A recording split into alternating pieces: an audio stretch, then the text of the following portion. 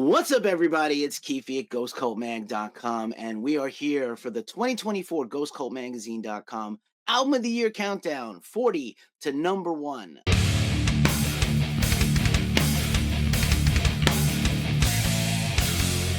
I am super stoked. I'm joined by an esteemed cast of our colleagues here at Ghost Cult. Some who have been at Ghost Cult longer than me, and others who are more recent and brand new. But I'm really excited by this collection of folks. I'm really excited to break down this list for you.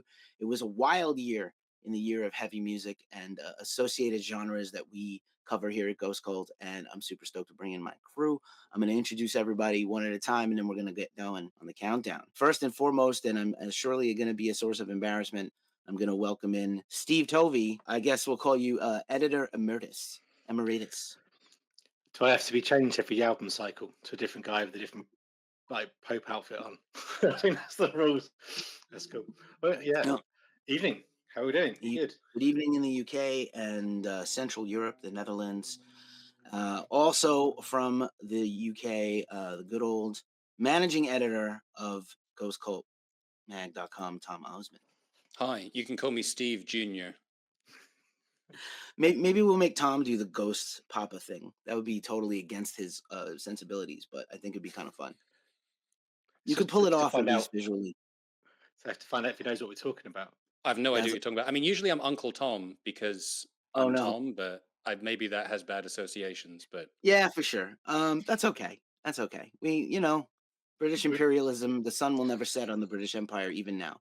It's all at good. Moments like this that I say it's all right. I'm Australian. It's okay. I have nothing to do. There you with go. Empire. You have a built-in excuse. The longest member serving of Ghost Cult, longer than me even. My good friend Susanne Maathais from the Netherlands. How are you doing, friend? Good. That's an interesting way to pronounce my last name. Oh, is it? Maybe I've just been saying. Maathais. I've been saying it wrong for 12 years. Everyone Amazing. Does it. God damn it. In English, usually it becomes Matthews. It's Maathais. That's it. Okay. Dutch is difficult. I mean, my name's an abortion. That's why I changed it to Keefy Ramon, Ghost Cult Keefy, so I didn't have to always explain my made-up name in America. But I'm deeply sorry, my friend. Anyway, still completely fine. Still great and esteemed, no less esteemed. Also from the UK, Reza Mills, who was a guest of the Ghost Cult podcast not too long ago. How are you doing, friend? I'm good, thanks, Keith. Yeah, how are you? I'm fantastic. I really am. This conversation is send me off the rails already, and I'm really excited. Now heading over to the good old East Coast of the USA, Tim Ledin, straight from his Twitch studio. What's up, pal? Let me get you unmuted here. I won't be as rough on you, but yeah, you've been butchering my last name our entire relationship. Really? Yeah, it's Ledin. Ledin, not like later Hosen. Ledin, not Led like Led Zeppelin. Correct. Yeah, not 0% German. I just really like German beer, I guess. That could be Tim giving up his football Sunday for us, which I appreciate, or some wrestling rebroadcast he could be watching, but instead he's doing this. Happy to be here. Rather than try to butcher your name, I'll just go by. We've been having an internal debate. Is it Wil Cifer like Lucifer or Wil Cifer like a wordsmith? It's Wil Cifer like Lucifer. Yeah. Yes, sir. All right. Well, it is a great pleasure and honor to have you here. One of my more favorite writers of the last few years with Ghost Cult. Thanks for being here. We have a lot that is going to overlap in our lists today. I have a feeling, and a lot of experiences you have to share that I'm excited about. And the newest member of Ghost Cult, technically, is a longtime blogger on his own and an author of the book Southeast of Heaven and his own podcast as well, like all of us doing the multitudes of things. Don Leaumont, whose name I did not get wrong. Of all the names, mine's probably the hardest to spell, but he nailed it. So I apologize to all of you who he butchered those. There we go. So thanks for having me, Keith, and all you guys. It's great to meet y'all. Yeah, it's great for you to be here. This is going to be a lot of fun. Don has been guesting on my other podcast, the Glacially Musical Podcast, and we've been having a laugh riot since the music hasn't been good. At least the company's been good. So anyway, we'll never listen to Foreigner again after next week. I swear to Christ. Anyway. Roy Thomas Baker. Oh, God. Anyway, let's not bleed that horrifying visage over onto this. But what are we here to talk about? The Ghost Cult Top 40 Countdown. The entire staff of Ghost Cult, for the most part, voted on the top albums of the year. We do this every year. We do this every month. And interestingly enough, some of the month votes don't carry over into the annual vote. And I think what happens is, the year goes on and there's so much music for all of us to listen to and check out, and we're all in our own little spaces. Plus, we listen to whatever our comfort music is all the time. So I just think by the end of the year, like everything that we try to do is out the window. Tom, Steve, and I were all kind of brainstorming in little ways, like how do we do this next year where we can get the staff? How does the staff feel as boned up as we do? But it's impossible, actually. That being said, I think it's an inherently interesting year in music, and we're going to get right into the countdown because my editor will kick my ass if I don't. Mostly, we're going to keep this positive, but maybe some other comments are allowable because we don't all have the same mind here. I think a bit of a surprise is that number 40 is Linkin Park to start the countdown with From Zero out on Warner Music. Obviously, very controversial release with the new singer Emily Armstrong. Personally, I thought it was an excellent album. I think she's actually very good. I know that the fan base is completely divided. On the other hand, the people who haven't seen Linkin Park for however many years, they sold out a world tour in like 2 whole hours. Every single show is sold out. So some people, and the album is done stuff like in terms of the popular music charts that has never been done before. So like every single song on the album is charting on the Spotify and Billboard chart. It's weird. So for whatever it means, maybe it doesn't mean anything artistically, but I think it's inherently cool that Linkin Park was able to kind of get a new singer and come back. So I think it's cool. Anybody have any thoughts on the new Linkin Park album? Yeah, I was going to say, I think it was quite enjoyable record.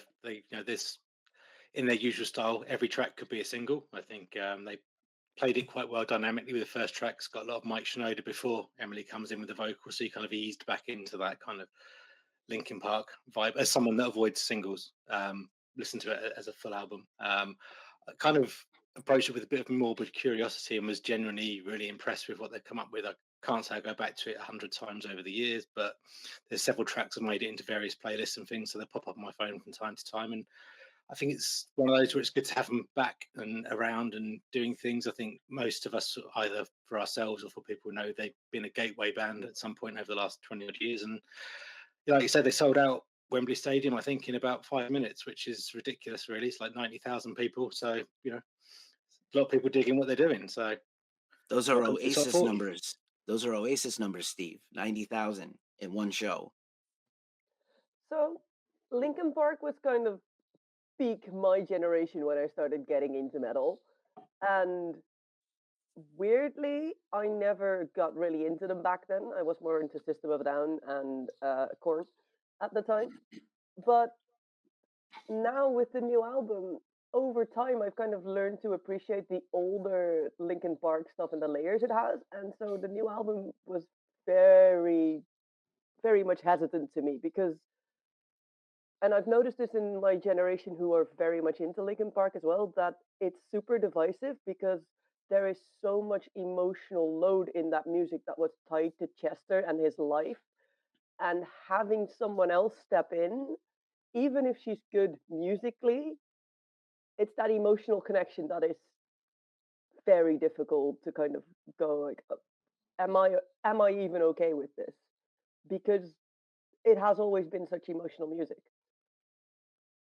Fair enough, and I'm going to move right on as we go through these first 20 picks, but excellent commentary. And I'll say, like everyone knows, we have addressed the rest of the other stuff about Emily and Linkin Park everywhere else. So we don't have to talk about it today. We know it's complicated for everybody. Number 39, I'm very pleasantly pleased that Body Count, Merciless on Century Media, like every couple of years, another Body Count record, and they're all pretty consistent. I'm going to go to Tom on this one because Tom just recently interviewed Vincent Price of Body Count, and I know he's a fan.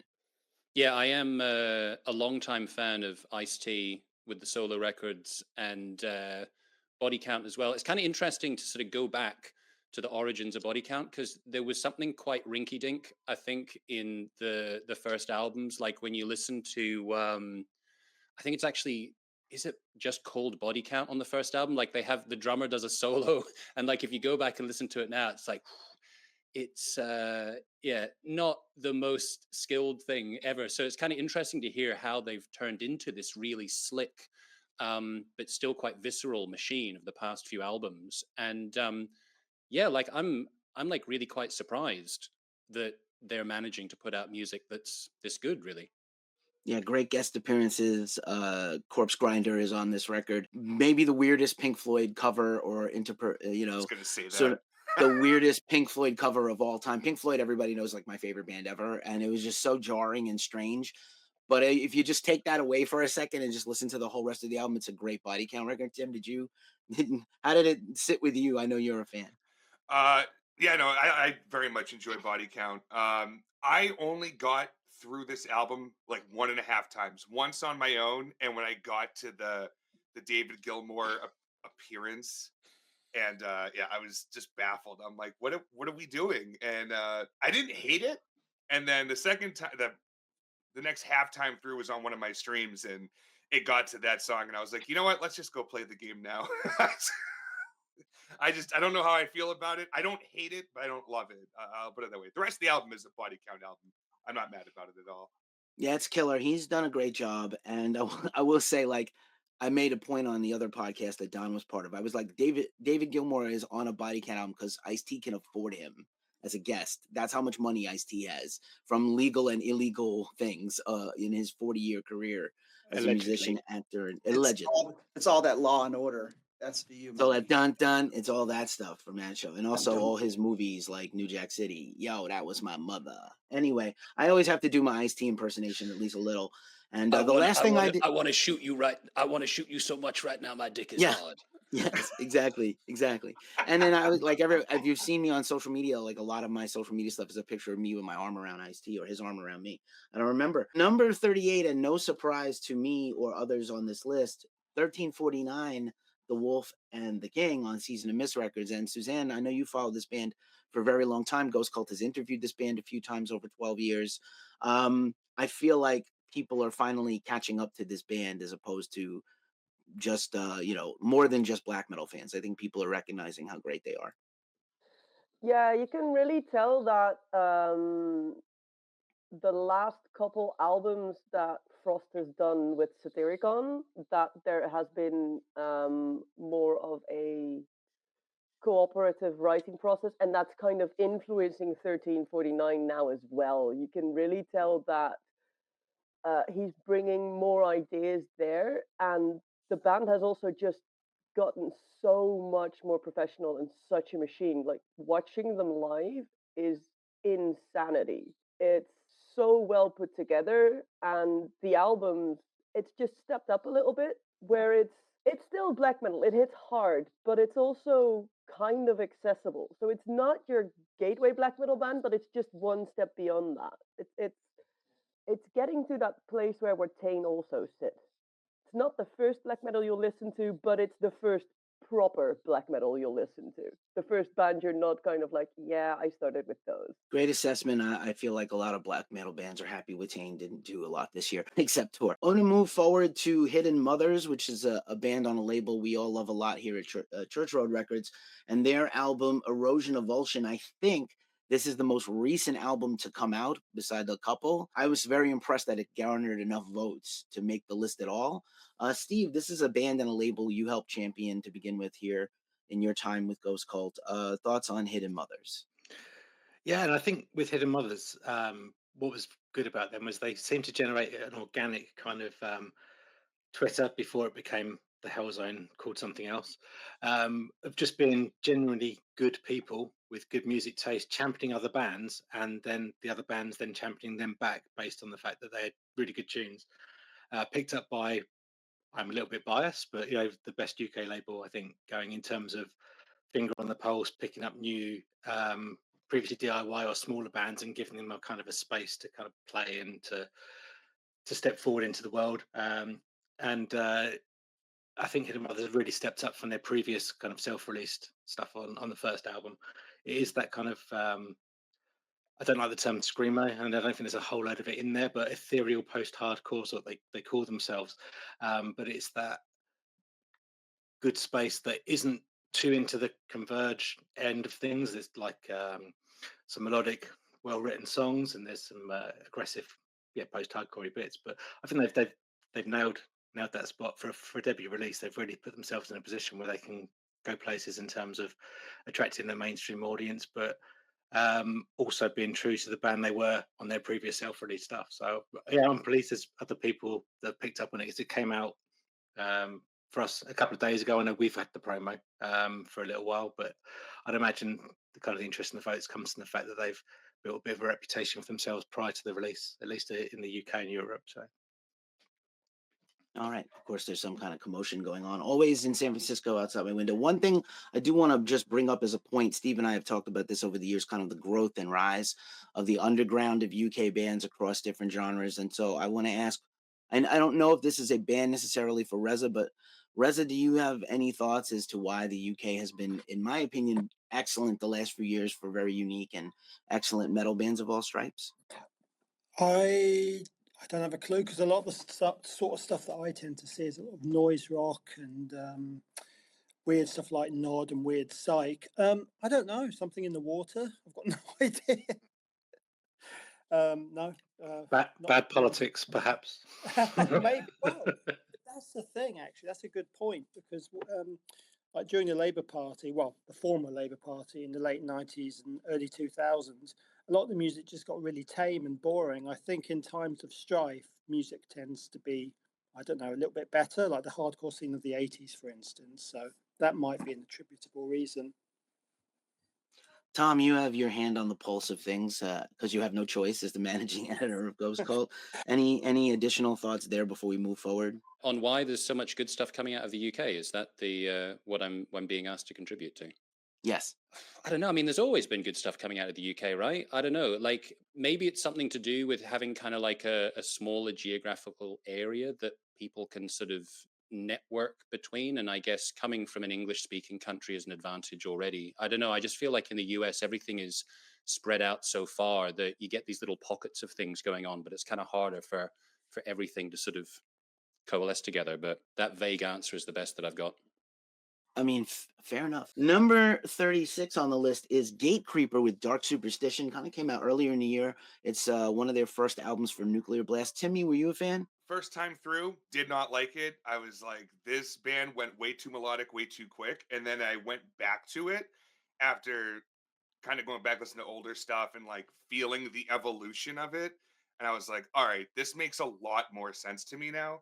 And then seeing them, they toured a month or so ago around here.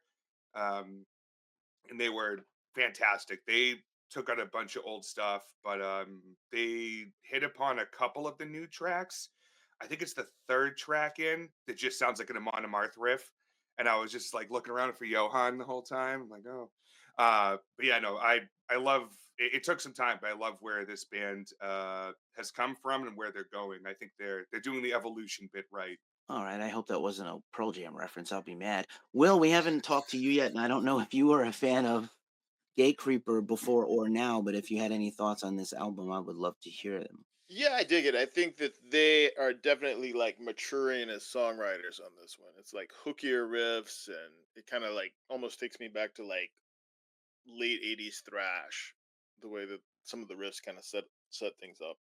That is very fair. I think they were leaning into the, like all the death metal and hardcore bands that overlap. They're just trying to find. We're going to find out through this list and in general. They're just all trying to find their own ways. Hopefully, the good ones to differentiate themselves.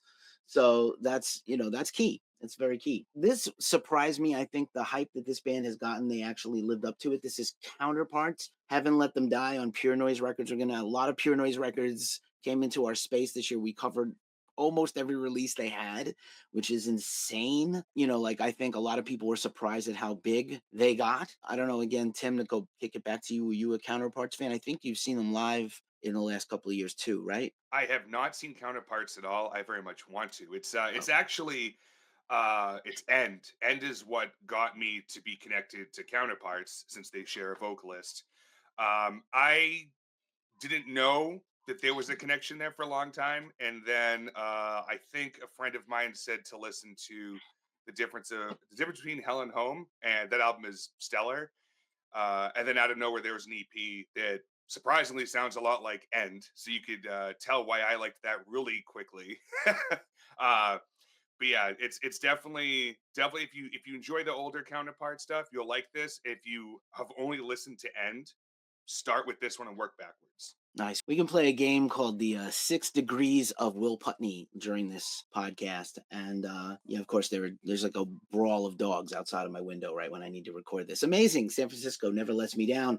Number 34, and a band that I have been a champion and a fan of for a very long time, Immortal Bird, which I'm going to probably ruin this title, Sin Carenencia, on $20 spin. Immortal Bird is the brainchild of front person Ray Amatai.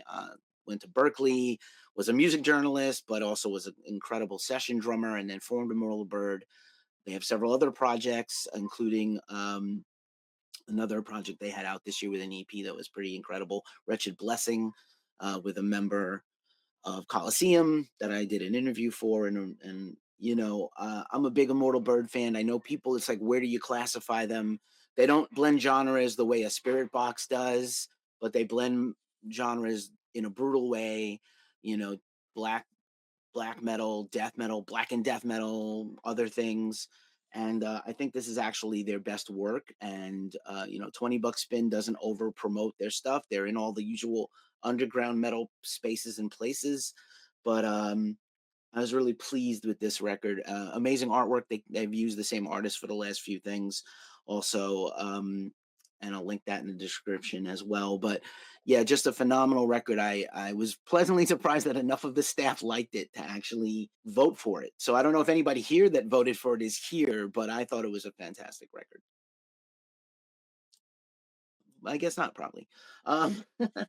This is a good one because now I can kick it to Don. This is an artist we both share and love. Katie Ron Sala or Soul on Svart Records. Katie is an adjacent Norse folk, for a better lack of a vernacular, Nordic folk music, right? And this dark folk. And I know Don is quite the fan. So I'm going to give it up to finally get Don in here to talk about this. Yeah. So it's funny because I remember when I interviewed her, I was asking her how to say her name before we started, and apparently it's Kat, which I guess the I is silent. I don't know. I feel like I learn something new all the time doing interviews, but I thought this album was fantastic. It was, I mean, one of my favorites of the year. And over the past 5 or 6 years or so, I've been super obsessed with this Nordic folk, you know, whether it was like, you know, Wardruna, Heilung, you know, and then Katran. Her album came out. And I thought it was better than any of the stuff I've heard Heilung do. It was closer to the Wardruna style, but I just loved the fact that it was completely traditional. Her voice was just absolutely stellar. The production is incredible. And, you know, just the fact that you know, the use of all the traditional instruments and also in hearing her talk about the process actually makes you listen to the album completely different also, because when you realize that that album was recorded in a barn, you can almost hear that kind of woodsiness to it. And I'll be honest, it was stuff like this that kind of detoured me away from metal this year, because I found myself kind of gravitating towards more of this kind of dark folk, Nordic folk, or even um, you know, European, you know, occult slash psych rock kind of stuff, which was kind of a nice change, you know, from the loud metal. But looking at this list makes me realize I was completely out of touch this year. Well, I mean, like, out of touch to other people, not out of touch to you. By the way, just randomly, is that like the Dark Gate of Mordor behind you? This is where I'm going to be residing for the next 4 years. No notes. Understandable. I'd like to Jesus. jump in on Katran as well, because Yeah, go ahead.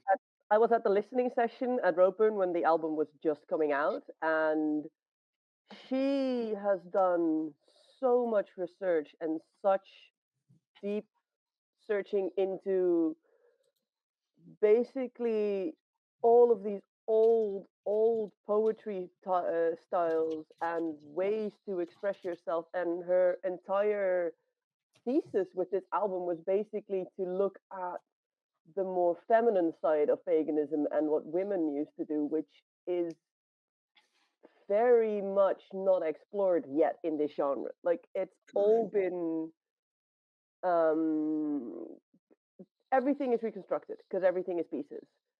And I was so impressed by her knowledge that, and the amount of time and attention she put into the details and the work behind it, which is why I agree that it's closer to Wardruna in levels of depth and sincerity versus Hyling, who are also very deeply into the belief system that this is based on, but are more theatrical in their way of expressing that, which it's very interesting to see another act that is as honest in a way as Wardruna was, who started this whole movement, uh, come out and actually hit quite high on our list because she is not a very well-known artist, and I'm very proud of her being from like my neck of the woods and getting this high on. I'm very, very happy with how well this album was received because it was very, very good.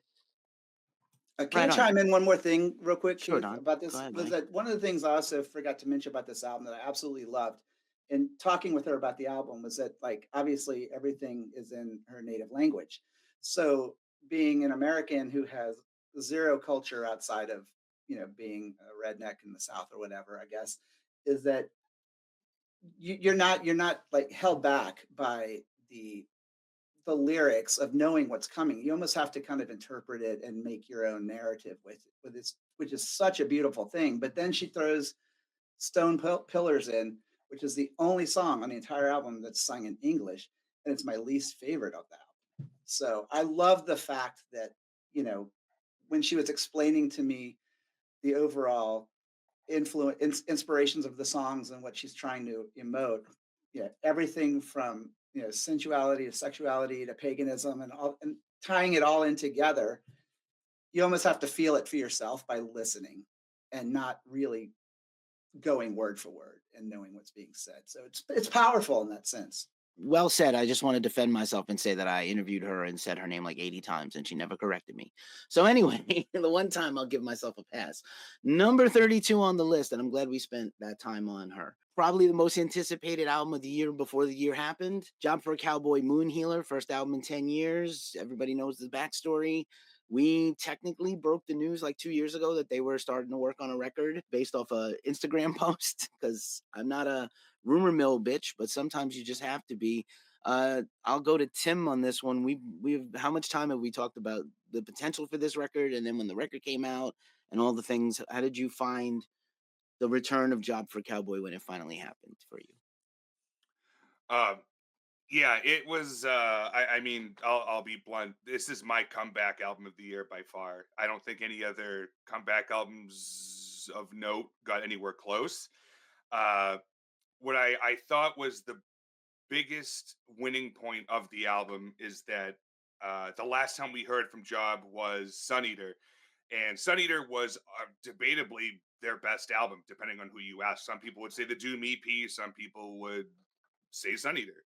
Uh, but I just loved how after a decade they kind of picked up right where they left off with Sun Eater and said, okay, how do we push this further? And how do we make things weirder? And then the concept of like a friend of theirs that was so hopped up on psychedelics and being super paranoid was a really interesting approach for a concept. But I mean, I reviewed this album this year, and it's one of this year has been crazy with the amount of like I gave I think 3 or 4 9s this year, which is not typical for me. I'm kind of a stickler with grading, but yeah, well deserving of a 9. I just wish I listened to it more. It's been a couple months. I know what I'm doing tonight. There it is. How about you, Will? Were you a fan of Job for a Cowboy before or with the comeback album now?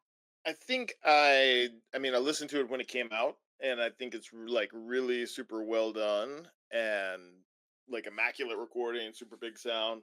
Um Musically, they're not really my thing, but I appreciate what they do.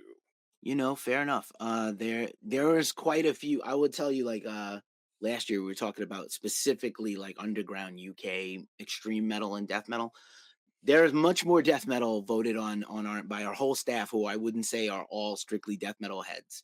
but the fact that a lot of these death metal albums placed at least in the 40 was impressive to me, the non-European death metal bands. So maybe it's just a banner year for the US bands and the comeback of a couple of them that are on this list. Super excited to talk about this next band, a band that I have long championed. Again, Couch Slut, You Could Do It Tonight on the venerable Brutal Panda Records. Tom, I know you are quite the Couch Slut fan, and I want to go to you on this one. I am quite the Couch Slut fan. If I remember correctly, this actually got the album of the month, right?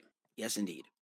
Wait, I still couldn't believe it because I remember I was listening to this quite a lot and I was thinking how amazing it was, but I was also thinking about how traumatizing this album is. And I didn't expect that so many people would take it on board and take it to their hearts. But yeah, what they do is pretty amazing. I mean, I think so it's kind of like noise rock for people that don't know the band, but it has these various different elements. They have these various different elements to their sound. It's like you can sort of hear the birthday party influence. They've got this sort of weird sleazy swing to the music. There's a bit of a lounge jazz thing going on as well. The vocalist, who now with all the conversation about people mispronouncing other people's names, I'm going to say incorrectly, but Megan Ostrowitz, the way that she does her vocals with this like traumatized scream is quite overpowering, but the music itself is really well put together. And if I remember correctly, it's mostly written by the drummer Theo Nobel, I guess you pronounce his name. So like it's musically quite sophisticated, but presented in a way that's intentionally vulgar and shocking.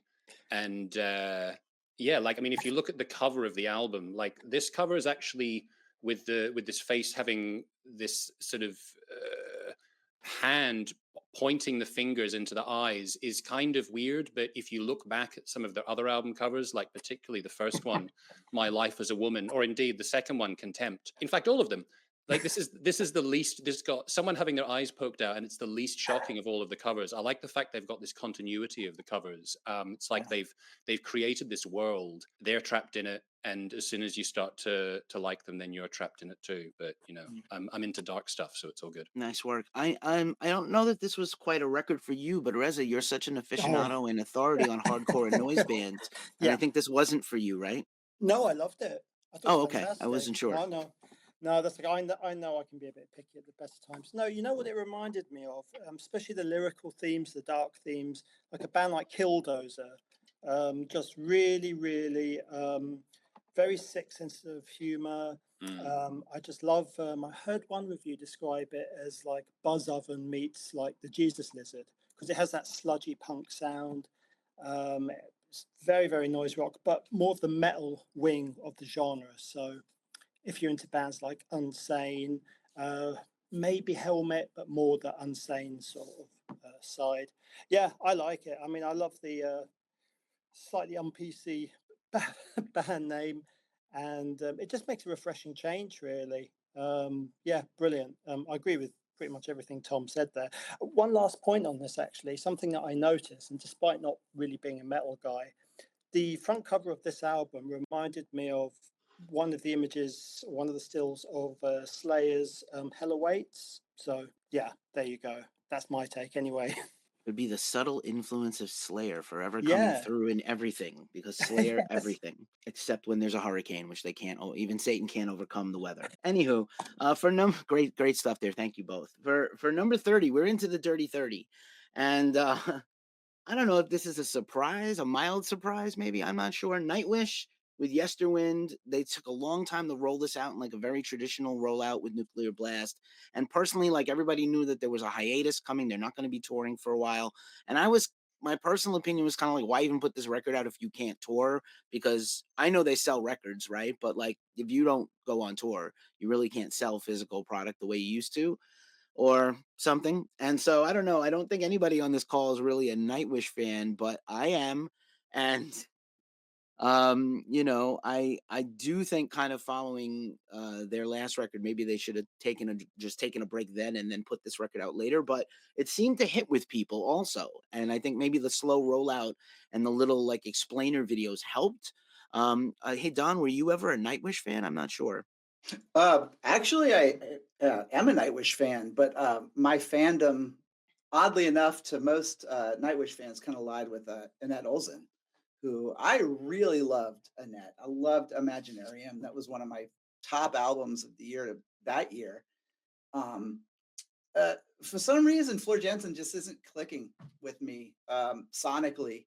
Um, I s- it also kind of reminds me that sometimes a stronger like a style of vocalist works and connects with fans on a different way, you know. But I gave it a listen, and it, like I don't know, I felt like kind of like what you said. If you're going to go on hiatus, because the album itself sounded kind of forced.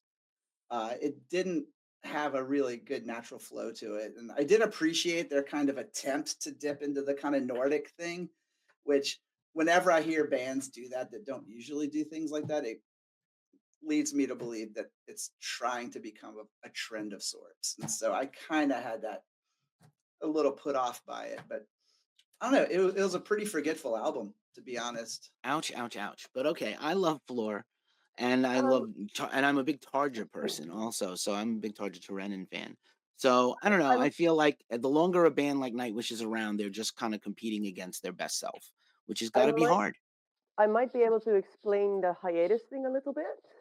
So the last year has been incredibly intense for Floor specifically. She's had, I think she's had a cancer battle, and she had a new baby. And she's also kind of doing solo stuff, doing solo shows here in the Netherlands and in other places. So I think that might be why they're not touring this album or taking longer to tour it later, so she can be closer to home and kind of deal with her stuff, all this heavy stuff. Some of it happy, some not. A little bit closer to home. So that might be, because it is indeed a bit of a strange situation to put out an album and then not tour it. But I think that might be it, because there is a lot more space these days in music for artists to go, I have personal reasons to just not do what is expected of me. They don't get lived as hard anymore. Totally fair. And you know what? We love Floor, and we, of course, like she's personally allowed to take a break. I felt like Thomas wanted to take a break also, and they lost Marco. So like maybe there's a lot of upheaval with them as people and friends, and maybe they need a break so they can come back stronger. Number 29 on the list is also a mild surprise to me that enough people voted for this to make the top 40 out of, I don't know, 500-600 albums this year we considered and reviewed. David Gilmour, Luck and Strange, the new solo album from the Pink Floyd legend, out on Sony Music. Will, I know you were a big Pink Floyd and David Gilmour fan, so I'll kick it to you for some thoughts on this record, Yeah, because I'm so I too was biased. like totally surprised when I heard like the single from this, and it just sounded like Pink Floyd. I was like, okay, I can live with this. And I like the fact that it's like very jammy, and he has such a great guitar tone that you're allowed to really feel him cut loose like I haven't heard him do since like Delicate Sound of Thunder, So yeah, I definitely love this album. I'm surprised that like it's his age, the vocals sound so great. And it just felt like he was like very comfortable in his skin while he was doing it. Right on. Don and I did an entire episode on. Don went to New York to see the final show of the tour for David. He only did 10 or 11 tour dates in the whole year for this album. But just really quickly, Don, you had a really good point during our podcast together that I want to bring back now, which is you were like this. I think you said this was like the most comfortable he is. He had said that this is his favorite band he's ever played with in terms of the musicianship. Not in diss at Pink Floyd guys, but just like in Yeah. his solo career. He is so pleased with this band that they went right back to work on a new record that hasn't come out yet, the Yeah. next one. So what did just really quick, if you wanted to summarize your Luck and Strange thoughts, because I thought you had some great takes on this. So, as you know, Keith, I set the bar pretty high for artists that I love, and you being a Pink Floyd fan, as I am huge, I've never been 100% with Gilmour's solo stuff. I always found it very spotty, but I always listen to it and I always take it for what it is. But Luck and Strange came out just out of the gates, floored me. Like everything about it. I mean, his voice sounds aged, but to perfection. Like you can hear it. He's very emotive. He actually sounds like he's having fun, in these songs. And to also hear him, sharing some space with his daughter, Romani, was fantastic. And I just thought everything about the album was just stellar. And even he went as far as to say that the last time he felt this good about an album being released was with Dark Side. Not saying that it was his favorite thing since Dark Side, but saying that that was the first time since then that he had this feeling of listening to it and felt like it was everything he wanted, down to the last note being played. And his band is fantastic, and he's striking while the iron's hot and making another album. And if this is any indication, like, I mean, we might have more music coming from him than we ever expected. Right on. I'm happy to hear it. I'm too close to this band, even though I did love this album. I'm just glad to have other people to talk about Pink Floyd related people, because like I'm too close to it. As an Uber fan, Bring Me the Horizons. Like, it took them forever to put this thing out.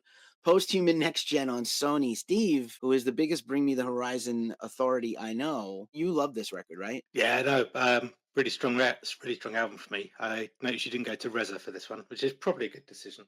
But I think possibly the delays on it helped in a way.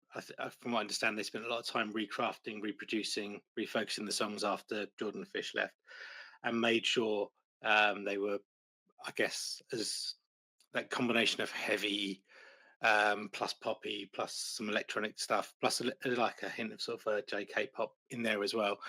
No, I like the fact it's quite a diverse record. It is a mainstream still pop metal record, but it's taken them over the last few years, the sound that they've been producing, the combination of effects and styles they've brought together.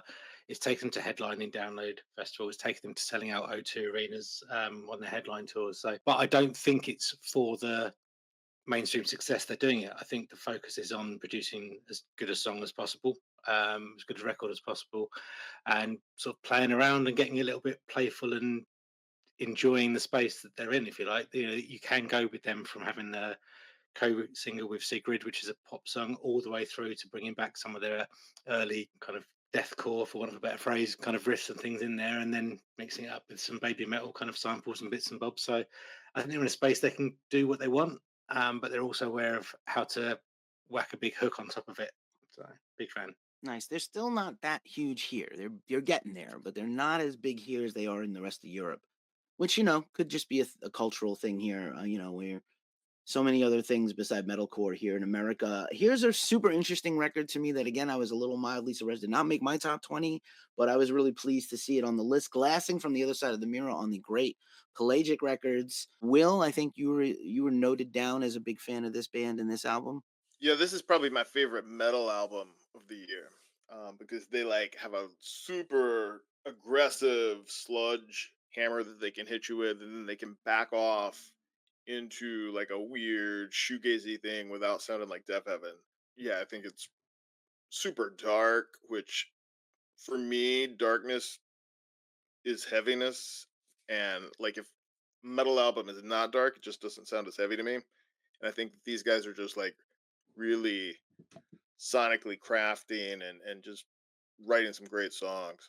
Right on. I think it's a band that doesn't get talked about enough, and we have shown a lot of love to Pelagic Records over the years with a lot of their material. So I'm pleased to see it. And here's another one that I thought was a little unsung going in to the voting, and then ended up having a strong place here. 26 Vola, friend of a Phantom on Mascot Label Group, the great Mascot Label Group. Not necessarily a label known for progressive metal or progressive rock, but here we are.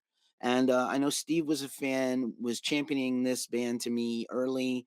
Had an inkling from talking to some friends in the industry that this was going to be like one of the better releases of the year. And then kind of, you know, I think, I don't know if what it was, the marketing or just the timing of it coming out. It was so many records came out this fall, literally half the records of the year that people are talking about came out since late August. So I think maybe this one got a little like swept up a little. What do you think, Steve? I think that's fair, but I think what helped them was I think it's the second track on the record, but the lead off single, the "Break My Lying Tongue," did cut through on quite a lot of playlists, so it picked up, and they're following off the back of Witness, their previous record that garnered some really good critical reviews and saw them, I guess, increase their size. They went a lot heavier after their first two albums, which were quite progressive, more prog rock, basis to more of the tech progressive metal sound.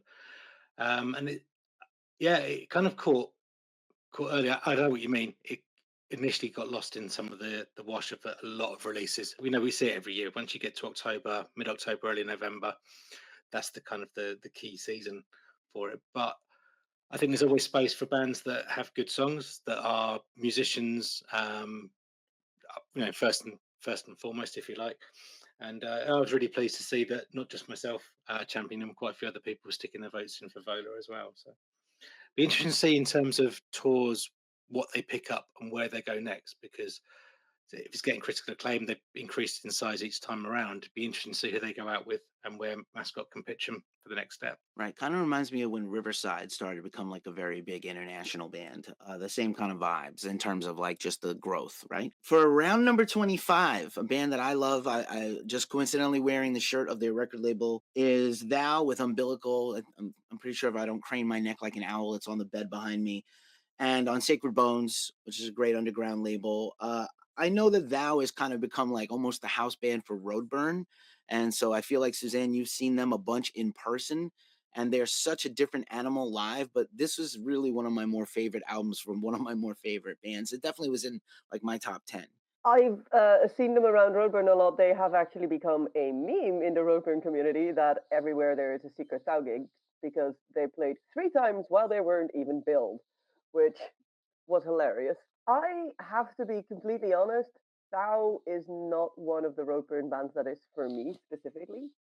So I don't really keep up with them much this album. But I've heard that people were completely blown away with it and they really love it. So I'm not the authority on this specific band. I'm in the weirder corners of Roadburn, but I have heard that it was one of the bangers. Fair enough. And again, I'm such a huge fan. I'm just selfishly want like I want to earn millions of dollars and just give it to them.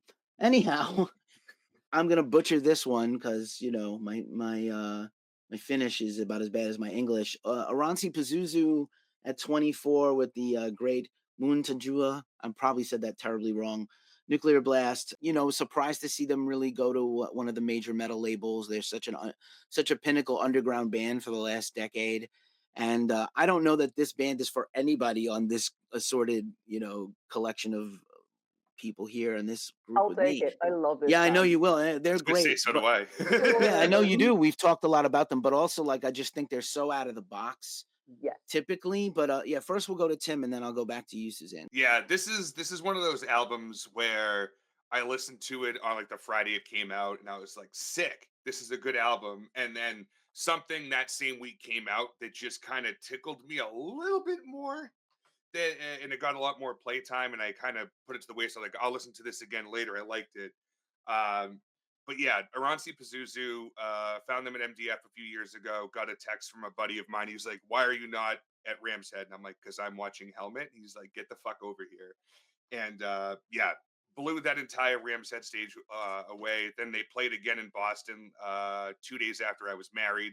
So they hold a special place internally for me for that reason. But yeah, it's if you just want to feel uncomfortable listening to music that has a black metal foundation, we'll say this is the band for you. And you, Suzanne, I wanted you to compare this record to the last one because the Master's Claw, which I won't try to say what the translation is in their language, but like it was such a astounding record, and I think like they don't care about pressure and they don't put pressure on themselves. But to do 2 records in a row that are so consistently great, I think is hard nowadays for even the best bands. I'd say they've done at least 3 records in a row that have been consistently great. For me, they push boundaries. They definitely reinvent themselves, but also in a way that is very uniquely them. And this album, it's a bit of a departure from what they did in the last album, but it's closer to what they did with, oh God, Varitaya, I think, the blue one, the 2017 album that was absolutely amazing. It has more of that hypnotic sense. It has more of that trance-like state that I really enjoy of theirs.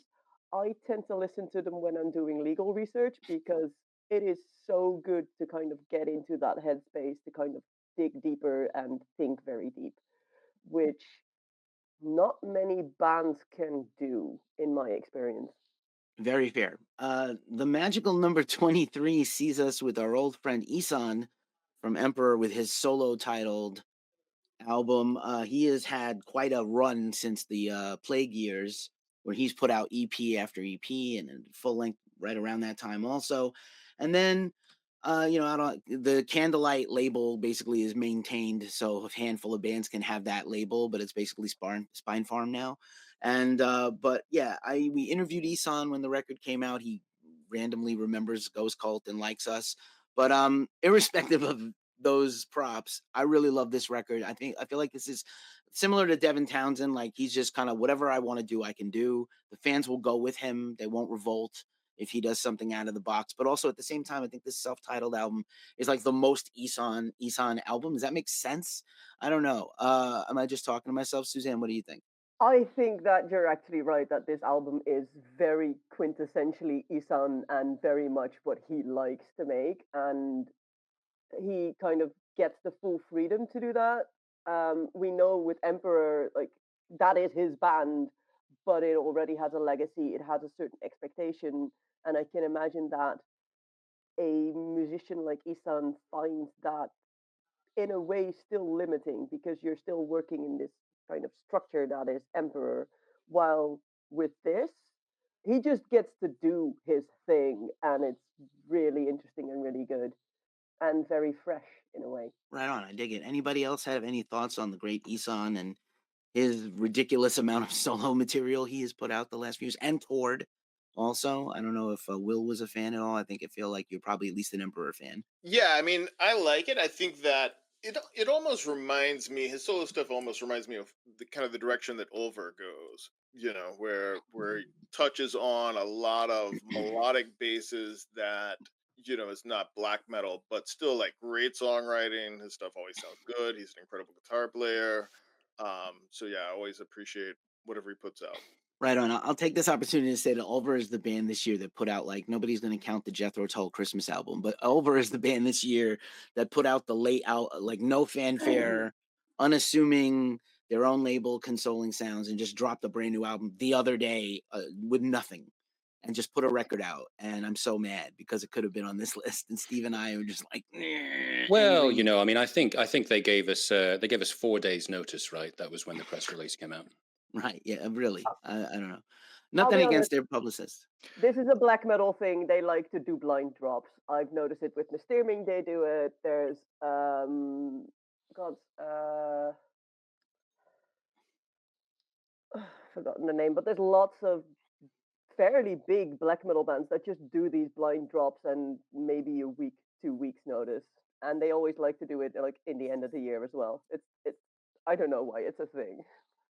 Because they hate Christmas and they hate reviewers and they hate journalists. Anyway, they don't. But I love Over. That's the problem. Number 22, not a complete surprise. While She Sleeps, another ever increasing profile metalcore band, Self Hell, on their own imprint, Under Spine Farm. Steve, you have been also the champion of While She Sleeps. I've gotten to see them live here in the States a few times. Thoughts on Self Hell? I think you were a huge fan to start the year. Yeah, I think I'm noticing my spot here is the commercial stuff that no one else on the call particularly likes that much. But it's good. But no, to be fair, with While She Sleeps, picked them up on the first EP. I think they gave it out free on Metal Hammer magazine back in about 2010. And they come from a UK metalcore kind of sound. They're quite an aggressive, heavy band compared to some of their mainstream contemporaries. But what I did like was probably 3 records ago, they made a conscious effort to go completely DIY, set up their own label. Obviously, it's through Spine Farm, but focus on doing things how they wanted to do it rather than getting caught up in an industry or trying to become big for the sake of being big or doing, sort of buying into the kind of the regular way of doing things. And I think Self Hell is the culmination of the last 3 records of that self-release or that DIY kind of cycle.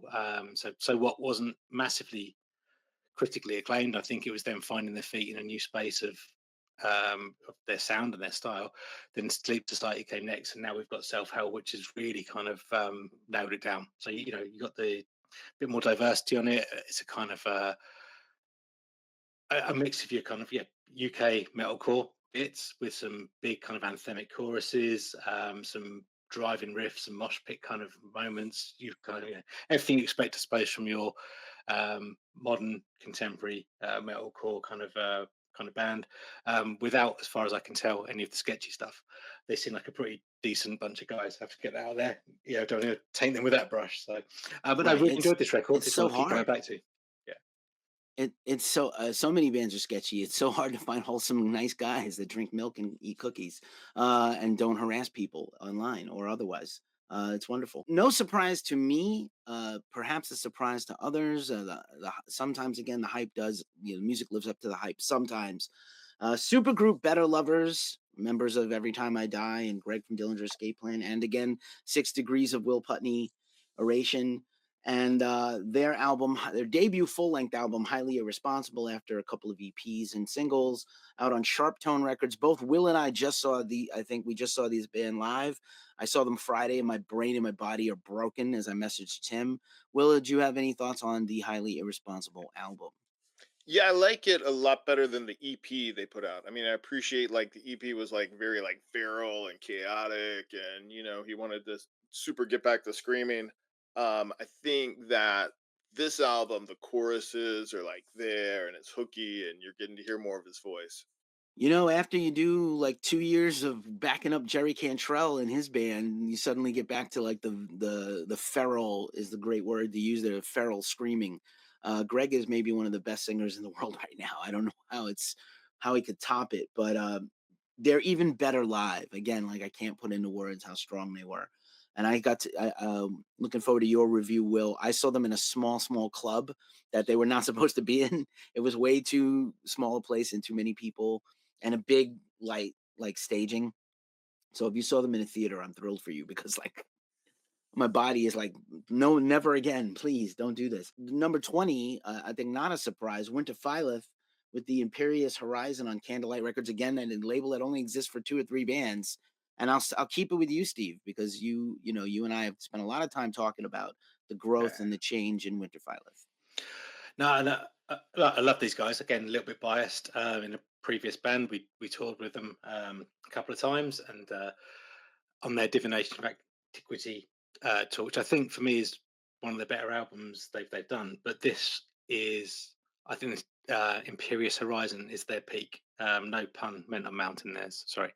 But the album cover I have got behind me, as you can see. I think what I like they've done is they've taken a chance, because we talked about psych black metal and Aranzi Pazuzu and bands that go outside the realm, but black metal sort of sits in 2 different spaces for me.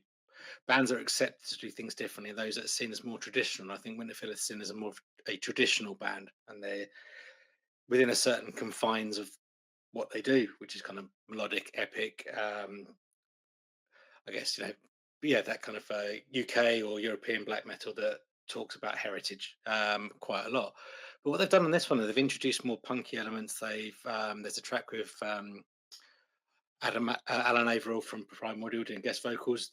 They got into more epic heavy metal stuff. They put more melodic bits in there, more expansive moments. There's they brought a guy Mark in who plays keys as well, and I think they've really refined and developed the sound they've got. And for me, for a band that's got 3 or 4 great black metal records in their canon, this is their best, and I've kept coming back to it ever since it's come out. So I think a fantastic record for them, for a band that's 15 years in terms of their career, to still be expanding and wanting to do something different. Really, pleased with what they come up with, and love this record, to be fair. Nice one.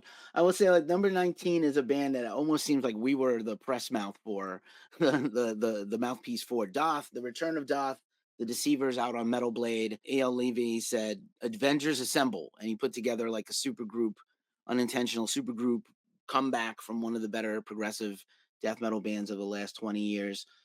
Will, I think you were a big fan of this album. I think you might have even done the review. Is that right? Yes. Yeah, it's kind of funny because I before AL was in in Doth, he was in a band called Lost Breed, and I sang in that band.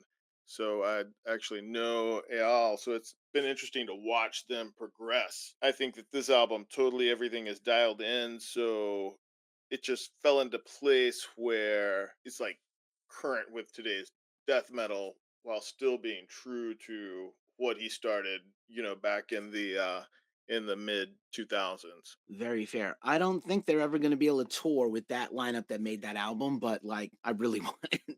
badly wanted. A pleasant surprise, but also a former high ranking in past years list band, Inter Arma, at number 18 with New Heaven on Relapse Records.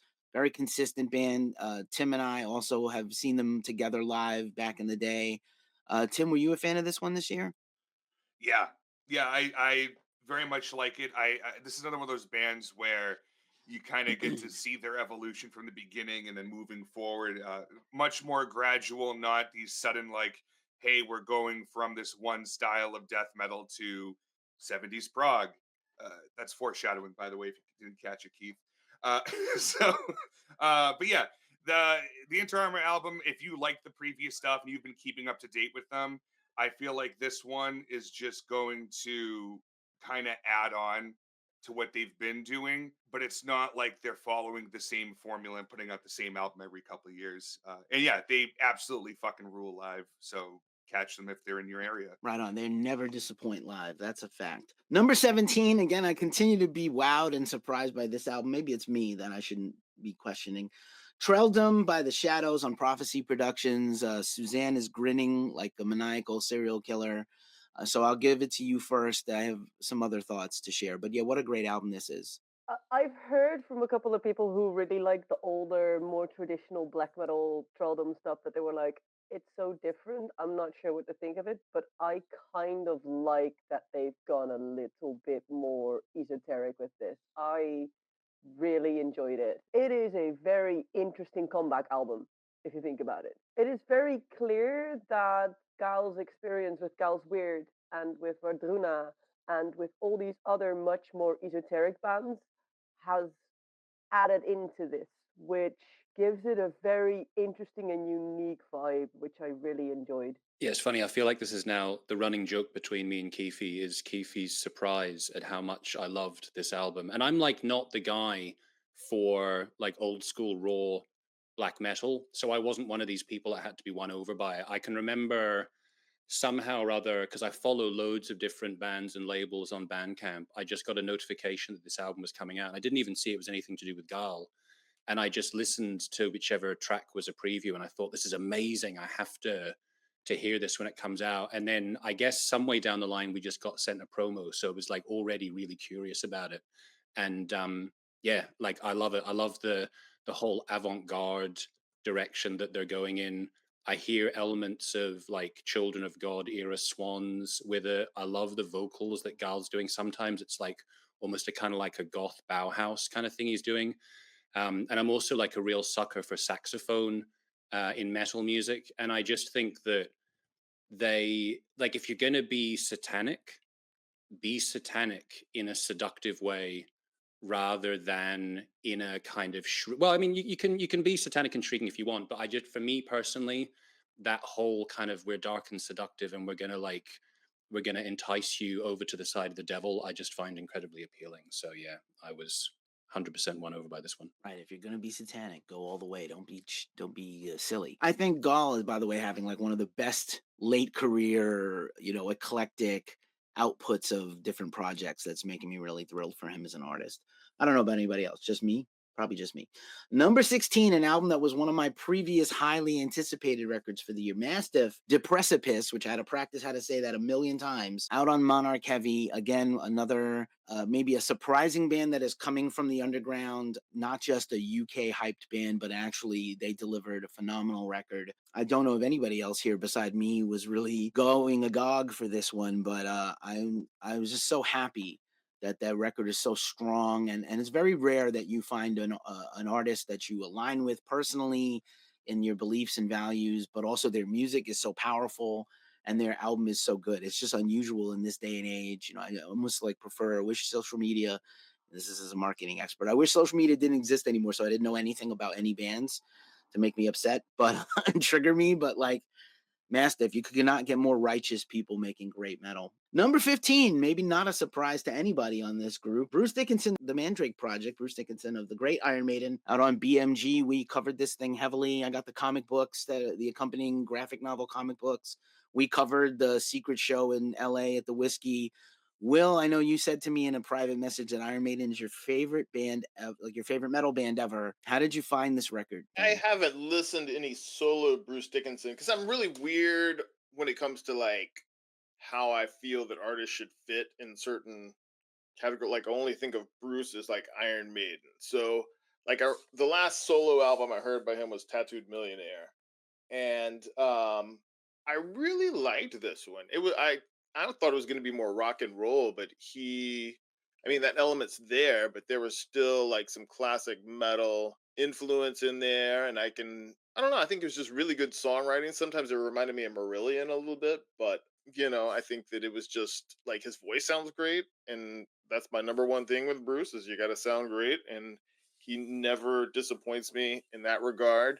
Although I'm always scared because he's getting older, so I think he's not going to be able to hit those aces high notes anymore.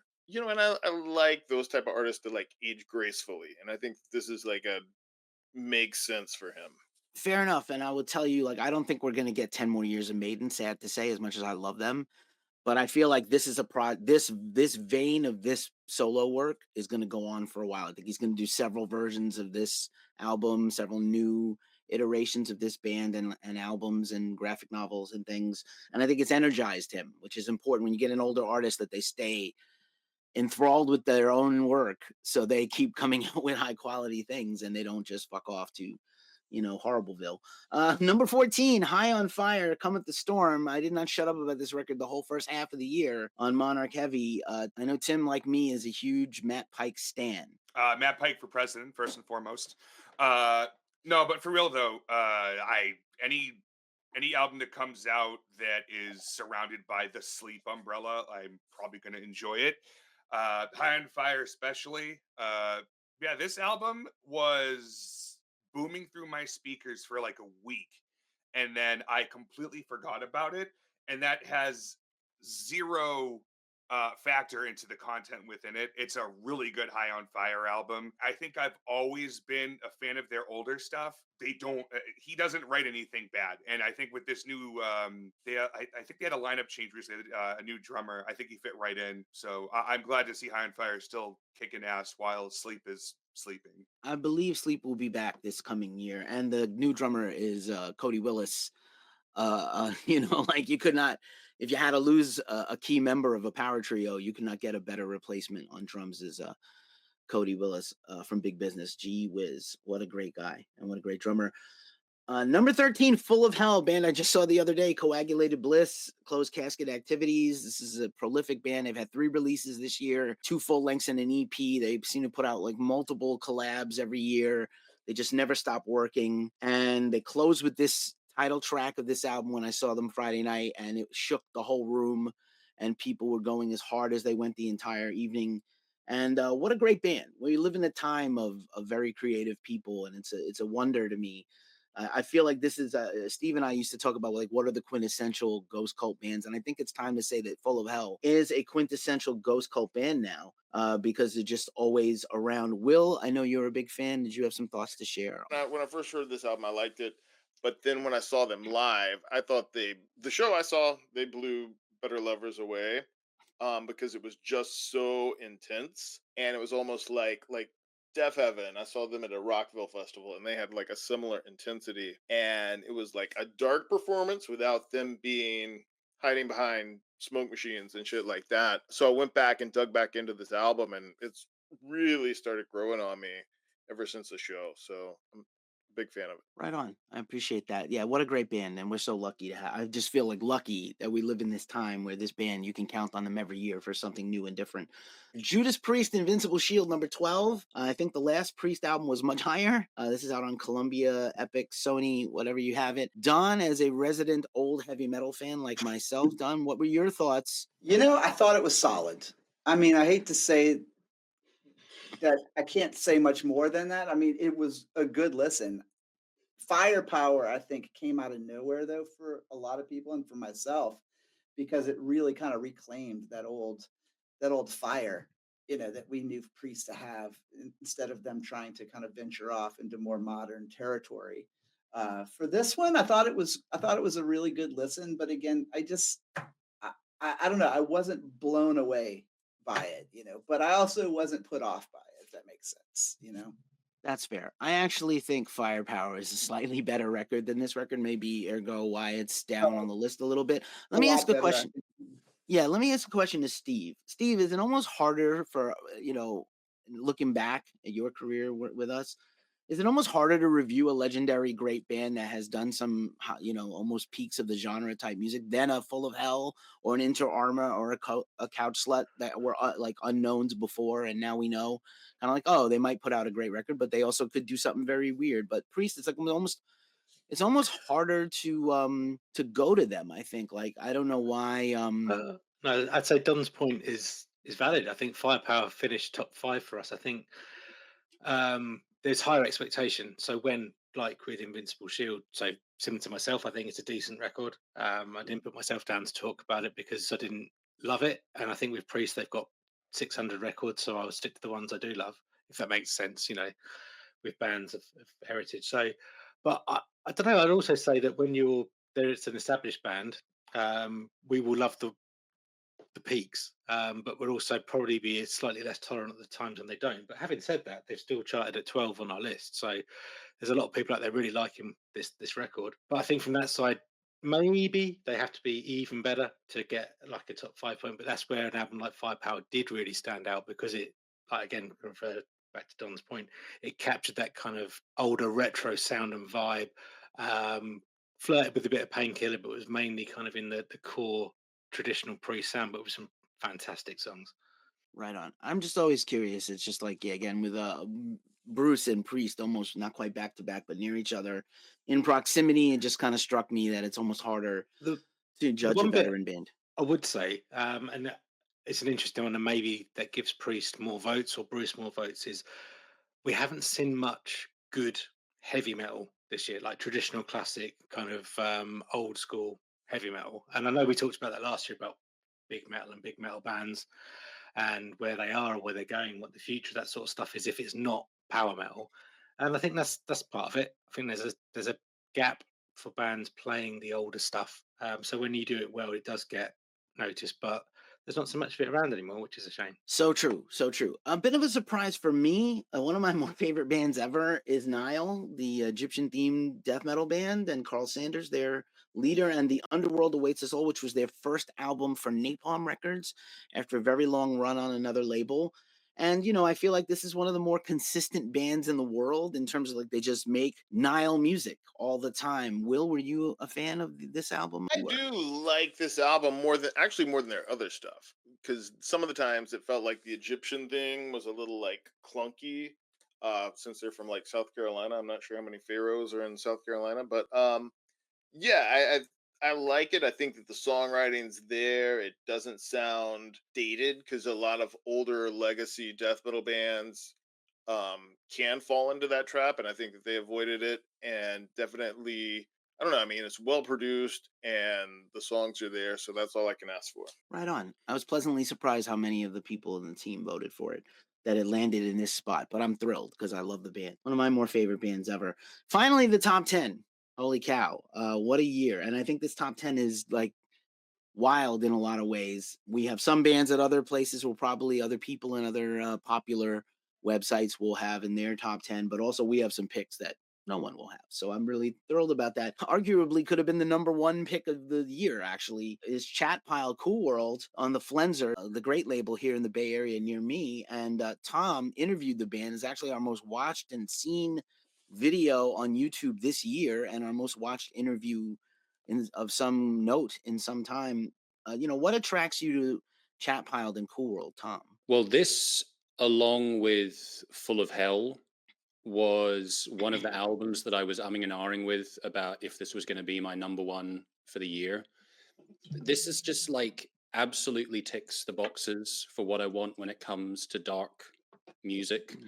There's so many different influences that make their way into the music, and I find it funny how the band has a professed love of early Korn, which is like has been a guilty pleasure of mine for ages, and I feel like Chat Pile is the band that makes the sound of early Korn not have to be a guilty pleasure, because they present it in a way that is like kind of, I don't know, it's like more sophisticated than Korn, let's say that way. They have like all these interesting social topics that they introduce into the songs. They've got this kind of indie rock element that's bubbling away in there as well. And it's just kind of like nasty and rough. And I remember that on this album, in contrast to the first one, they actually brought in an outside producer, but they've managed to sort of up the production values without losing the sort of gritty, nasty sound that they had with the previous record. I love the way that the vocalist has this kind of like dreary style, like a sad goth. And then from time to time, you get like some death metal growls or some black metal screams. I just think they're wonderful. I love Chat Pile, and I can't imagine them doing anything that I wouldn't love. Nice, I like that. Reza, were you a fan of Chan Pile coming into this year? I wasn't sure. I'm not overly familiar with them. I've heard maybe a couple of tracks here or there. I've been impressed. I mean, they're on the Flenser, which, as you know, Keith, I know you're fond of them too. There's so many good bands on there, so I think they join the ranks of those really well. But as I say, not heard the album, but heard bits and pieces and liked what I've heard. Yeah, what a great band, and I think we're going to see even more exciting stuff from them in the future. A mild surprise, and maybe the first time ever on the Ghost Cult Top 40 Albums of the Year ever, The Cure, Songs of a Lost World, which came out not that long ago, just recently, Fiction and a bunch of other sub-labels. But I think the main label is Universal. Weird that one of the most, beloved bands in the world is on like the biggest corporate monolithic label in the world. But Wil, I know you are a massive Cure fan, and you said they were your number one. So let's kick it to you. What made this record stand out for you? I know a lot of people were going wild about it for a few days after it came out, as was I. Right. I mean, for them, it would have been easy for Robert Smith just to kind of dial it in, but that's not who he is as an artist, So, and if he said in an interview tomorrow that, well, he just found a tape lying around, it was from the Wish sessions, there were some B-sides, so he decided to record them, I could go with that. And, I think that I don't know, the proof is in the pudding. That these guys are like, I put the Cure like on the same kind of plateau as far as like classic music is like Pink Floyd, because I think that that's his songs stand up, and I think these are going to stand up just as much as anything off of Disintegration or Wish or Kiss Me, Kiss Me, Kiss Me.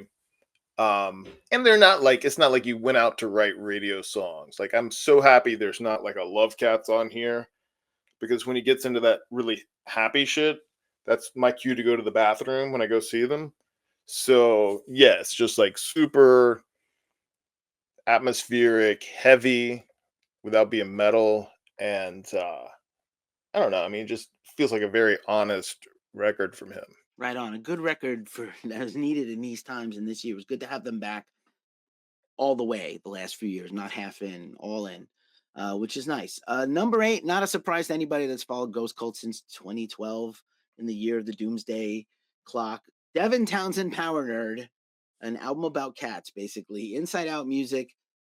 Steve, I go back to you for this one, just because, we have been such Devin, just giddy little kids in the chat about Devin in general. What was your thoughts on Power Nerd? I have to say, I think if you to rank my top, well, I'm going to say 20, it's definitely done more than 20 records.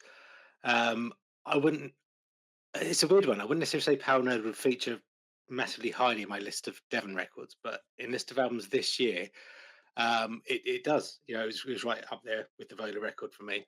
What I like about it is it's an immediate and kind of comforting and friendly Devon album. What I'm wary about is he's not really done a friendly and comforting album that's immediate before. So whether I'll still be into it in a year's time or 2 years' time, I'm not sure yet. But I do really like the fact that after 2 or 3 listens, I knew the songs. They felt comfortable. They felt, friendly, comforting. And it's just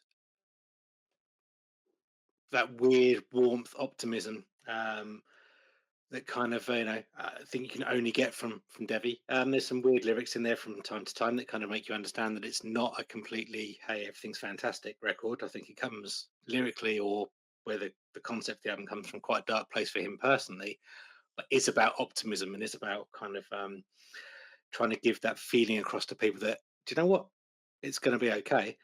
And I've got a lot of trust with him for that. So Epic Cloud is my go-to record for either making a great mood even better or a bad mood into a good one.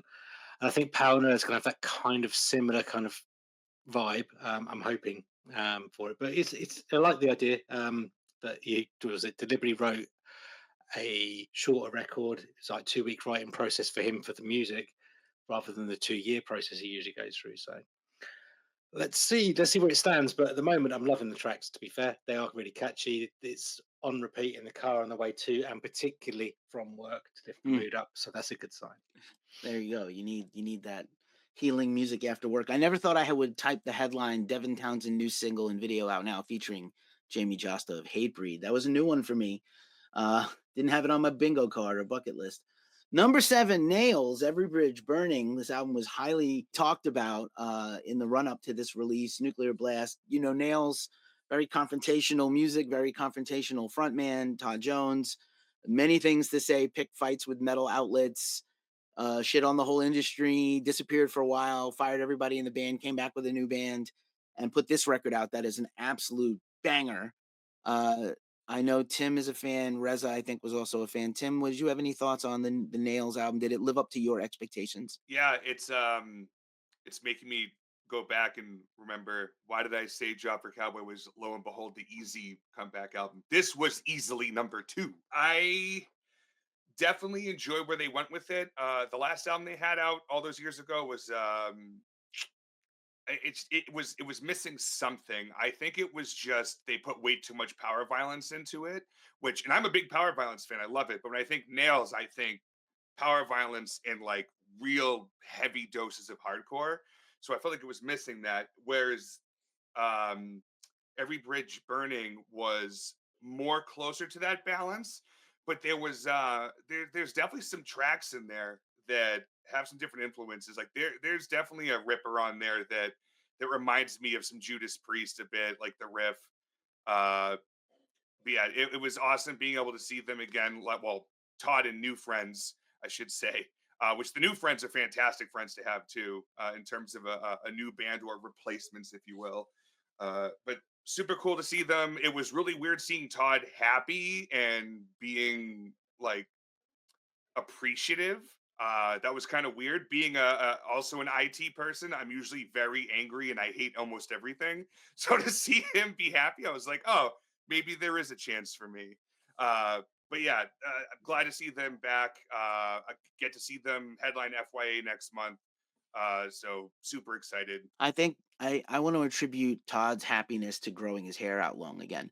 But let me ask a question to Reza, because Reza's like my go-to guy for a lot of hardcore stuff. And I feel like the modern, younger hardcore bands that are getting a lot of hype and strange Taco Bell commercial music and stuff like that don't compete with Scowl there, Keith. Yeah, well, I mean, I love that band, but I'm gonna like whoever, like Turnstile, Scowl, hardcore adjacent, formerly hardcore plus, whatever you want to say. And then Nails comes along with a little more metal, but the same hardcore heart. And I don't think these other bands really can compete. And just for your personal taste, I don't know if this record was for you, but what do you think about that as a thought going forward into next year? We have so much like a new hardcore bunch of bands, and we're going to talk about at least one more. But Nails is on a different plateau than any of those younger bands. Maybe they could learn something from Todd. Oh yeah. I mean, I've heard bits again. I'm really sorry. I've heard bits and pieces of Nails, but I can't really comment on them too much. But I'm sort of familiar with what they do in a way. I mean, I'm kind of on both camps really. I personally prefer the more gouge away wing of bands and Scowl, just because it's bringing that fresh sort of alternative rock element in there. But I think there's room for both, personally. It's just very interesting to see how the genres grow and change and evolve year over year. Not a complete surprise, but I'm really happy about this one personally. The Black Dahlia Murder Servitude on Metal Blade Records for number 6. Incidentally, Nails was the August album of the month as voted by our team. Black Dahlia Murder was the September album of the month as voted by our team. So maybe some of those things do pan out in the voting at the end. We will see. And, first album without Trevor Sternad, who was first and foremost a friend to us. And, like the person we used to see when he lived in Brooklyn. And he was a huge champion for underground metal and extreme metal genres and put so many bands on the map just with his ability to be a personality and an influence. Not an influencer, but an influence on modern metal. And then this album is phenomenal. It almost feels like a family reunion. It sounds like classic Black Dahlia. Brian did a fantastic job. Again, I got to go to my man Tim and talk about Black Dahlia Murder because, just again, it just it's just, I don't want to get choked up and cry on this video. So remember we were talking about Linkin Park earlier, how there's people that don't want to listen to Linkin Park because it's not Chester. That's me with Black Dahlia. I get it. Yeah, I didn't give it its time yet. I wanted to give it more time to what other people thought, and if there was enough push, I'd go check it out. And there really hasn't been until, well, now, seeing it at number 6. So clearly I'm missing something. It's not for everybody. Not everything is for everybody. And I don't know if Wil was also a fan of this record. I think so, but it's tough when you especially a singer is so people key on them, and Trevor was the personality, basically of this band. It was his personality, it was his band. And I think it's really hard to move on when you lose a singer. It's only been done successfully in commercially big bands a few times, and where someone leaves and the band continues on and is as good or better than they were. But I don't know, Wil, if you had any further thoughts on this one. I mean, I like it. I was never super into them, but I've heard all their albums. I think that the dude that's handling the vocals on it, to me, I can't tell the difference between him and Trevor.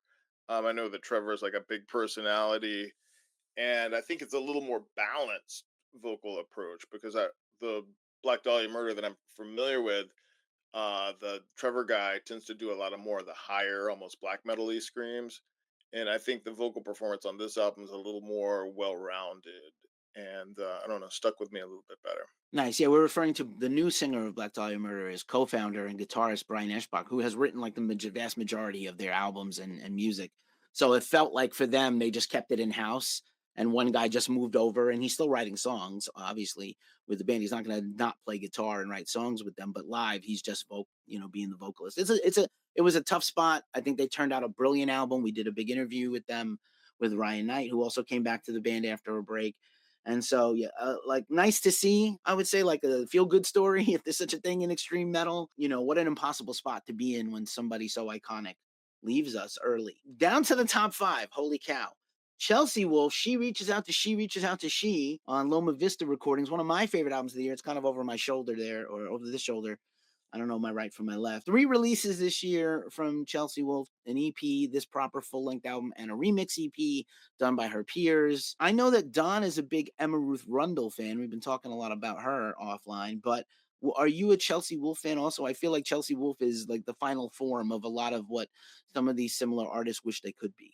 With Chelsea Wolfe, I felt like it was one of those things that like when you discover a genre of music and everyone says, "Oh my God, this is like the pinnacle of it," and you go and listen to it, and you're like, I mean, it's good, but then you hear other artists, and you're like, "Oh my God, these people are doing it so much better." And it's like I like the idea of Chelsea Wolfe, but I always feel like that maybe it's almost like her persona and her being are bigger than her, if that makes sense. So it's like I feel like a lot of people gravitate to her, and a lot of people, like even myself, I still listen to everything she puts out with the hopes that something's going to just like wow me, but she just hasn't, like Emma Ruth Rundle has, or Marissa Nadler, or any of those other artists that have really done it better. But she is a pioneer of it, and so there's some respect there, but I just don't click with it. Fair enough. I was going to say I love The Birth of Violence so much. It's one of my most favorite albums in recent memory. I listen to it often, and it's I know that other people have different favorite albums by her. We just covered her opening for Wardruna, incidentally, at Red Rocks, which is crazy that we got to do that and that she got to do that. And she did a whole world tour with Wardruna, which is nuts. They really are like a kinship. Maybe even they'll collaborate in the future. But I just feel like she's such a singular, interesting artist. And like, this whole thing was a planned triptych of releases. And like she had her whole next few years plotted out basically beside touring, which I think is fantastic. I've seen her headline. I've seen her in little clubs. I've seen her open for bigger, more prominent bands. I've seen her in festivals. It's super interesting to see her get this high of a ranking. actually. To number 4, and probably to a surprise of no one on this group, Blood Incantation, Absolute, Elsewhere. Century Media, like the record everybody is talking about except one other band right now. Tom, let me ask you something from a sort of a managerial perspective. You know, make a managerial decision about this one. You know, this is a tough band to pin down in general. They're so experimental and every release is so vastly different from the next. Like when this comes to your inbox, like what do you do with this? Because like they're so good, but they're also so varied. Like there's no way this they will make 2 records that ever sound alike. What did I do with this? I think I gave it to Thomas Thrower. Is that right? I now have to. Yeah. Go to your prod guy. Yeah, Tom's the prod guy. You're right. I was really unsure. I thought, is he going to like this? Is this going to be too heavy? Because it is such a varied album. I think they have put this together so well, and I'm interested to hear what the gigantic Pink Floyd fans are going to say about this, because certain parts of this album I hear and I go, that is just like Pink Floyd, like Animals or Dark Side of the Moon. And at times I actually thought like it was, I found with the album at points I was thinking that the elements of it are not really that original, but the way that they put it together is original. Like you've got 70s prog, there are 80s kind of thrash parts, there's 90s parts as well. Like I hear all these different elements, but they blend them together in this way that really flows quite convincingly. And there's I think it's basically 2 tracks split up into 6 parts. And there was a part near the end where it started and I was thinking like, okay, this is very Pink Floyd, but they sort of played with it and made it dark in a way that was quite novel. And so all that together made me decide to give it to Thomas Thrower, and I'm glad that he was impressed. Right on. It's so Pink Floydy in the Pink Floyd parts. It's hard to believe it's not Pink Floyd, but then the rest of it happens, and it's like, oh, it's not Pink Floyd. Will, I know you're a big fan of this record too, right? Yeah, I like it. I think that it's interesting with a lot of, and it's not just these guys, but there's been a lot of death metal albums where I've kind of heard this, and I kind of attribute it to like how the laws in the states are getting very relaxed with marijuana. So I think that that was probably a huge influence on this album. And you smoke enough of it, then the Pink Floyd's going to creep in somewhere. Well done. The drugs are a thing. I know Don likes his death metal in doses, but he's a huge Pink Floyd guy. So I think, Don, if you gave this record a chance, you would probably end up liking it. I actually did. Oh, word? Okay. I loved it, actually, to be honest. But it came in, like I came into it way too late. By the time I'd come into it, my list was already made and everything. But what got me into them in general was last year's album when they did that. I forgot the title, but it was the kind of dark ambient album that they did. And that was one of my favorites of last year. And I've really been enjoying this one, and I need to dive a little deeper into it. But Was I thought it was that fantastic. Time Wave Zero from about a year Time and a half Wave ago? Zero, that's what it And was. I saw them perform it live. So I saw them do 2 sets at the now defunct Psycho Las Vegas. They did Time Wave Zero, just a set. They came on, no fanfare, complete blackness, played the record with just like one little strobe light under the drummer, like something Tool would do. And then they Yeah. just came back a few hours later and did the whole death metal set. It was crazy. I think Steve also has a point about Blood Incantation. It's worth spending a little more time on. No, just so our erstwhile death metal colleague, proper underground horrible death metal colleague, Richard Benton, or Richie HR, when he writes for us. Well, to cut the bits, we're chatting back and forth about the Blood Incantation when it comes out, so he's very, very much into the death metal world. And he was similar to what Tom was saying. Nothing is new, because it's quite hard at this point to come with something new, but how they presented it, how they put it together is quite groundbreaking and absolutely kind of unheard of in the way it's been presented. And I like his take. Track 1's like Tangerine Angel, and song 2 is Morbid Floyd. Morbid Floyd. I'm gonna keep that for a long time. Yeah, what a great album. It's certainly gonna be some people's number ones. I'm sure it was some people's number 1 vote. That's how it ended up so high here. I'm just thrilled for them. Really good people making really great metal. Number 3, it's not a surprise that it's number 3. None of these records should be a surprise that they're this high up, but I think this band is surprising in what they're doing. This is Guerra. I hope I said that correctly. Coma is their new album from Season of Mist. I want to talk to my one of my resident black metal experts, which is Susanne. It's sort of a band, not that they're so widely regarded and respected, but like they seem to on purpose, like they don't want to do conventional black metal like everybody else. They want to do it their way. And I like how independent and unique they are, because like this record is brain breaking, but at the same time, it's nothing like anybody else is doing. Yeah, it reminds me a little bit when the technical death metal guys started doing the whole mathcore thing. But this is the black metal side of that, sort of. It also reminds me a little bit of what Dodecahedron was doing for a while. That was really out there, cerebral. Wait, I actually have to really listen and think about what's happening here. And it's one of those records that's cool to listen to if you're not musically trained. But if you have a little bit of musical training, which is a thing that a lot of metalheads have, it just breaks your brain in so many ways. It's really doing something incredible, and I really quite enjoyed it. And I've seen, surprisingly, for how conservative a genre black metal is, a lot of black metal fans actually really enjoy it. The nerve of them to smile at things that make them happy. Damn it. But what a great band. You know, again, I it's nice to see these underground bands still kind of getting, a lot of love, not just for our vote, but like you see it in their shows. They're stealing the show right now on their tour from other bands that maybe are more critics' darlings that we did not have on this list, by the way. This is probably the band I have yapped about the most to anybody. I am the person those memes are about for this next record. The number 2 album of the year for Ghost Cult magazine is Opeth, The Last Will and Testament, out on Reigning Phoenix Music and their own vanity label, Moto Balaget, whatever that means in Swedish. The growls are back. I was the first person to I leapt like 5 feet out of my seat when they went back like 20 years in the time machine. Obviously, like live, they continue to be, very extreme and very heavy. I don't know. It's crazy to me that this record can have a foot in prog and a foot in the black and death metal, and the black and death metal and the death and black metal. I don't know what, but like whatever it is, I loved all of it, every single bit of it. It was my number 1 record of the year personally. I don't know if anybody else has any thoughts they want to share. I mean, everybody could talk about this record, or nobody, just me. I cannot shut up about this record.